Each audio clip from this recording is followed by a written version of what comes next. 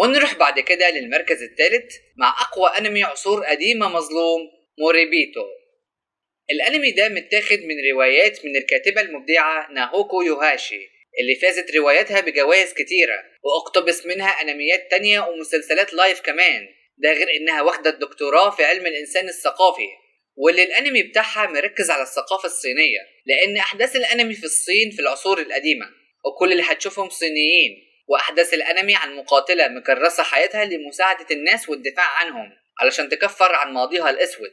فبعد ما هتنقذ ابن الإمبراطورة التانية، هتطلب منها الإمبراطورة إنها تحمي ابنها الأمير وتهرب به لبعيد، لأن الإمبراطور الأول عايز يقتله بسبب معتقدات عن إن الأمير تم اختياره من الأطياف المائية بحيث إن روحه هتحمل الطيف ده.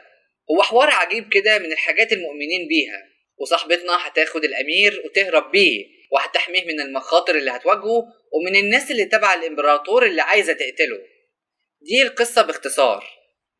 والأنمي عرض على 26 حلقة في 2007، نفس سنة عرض كلايمر، حتى في شبه والله، بحيث إنه بيتكلم عن شاب صغير هيبقى مع محاربة طول الوقت وينشف مع مرور الوقت وتدربه والكلام ده، نفس الفكرة الرئيسية، بس الفرق ده مش دموي ومناسب للمشاهدة العائلية عادي. بس غريب إن الأنمي ده مش معروف مع إن قصته قوية، وكمان رسوماته والتحريك فيه رائع، ده غير أسلوب القتالات جميل، والاستوديو اللي اشتغل عليه برودكشن اي جي اللي معظم انمياته مظلومة ومش معروفة زي أوساجي دراب وسايكو باس وجوكر جيم وغيرها من الانميات. ليه الانمي ده مظلوم وغير معروف؟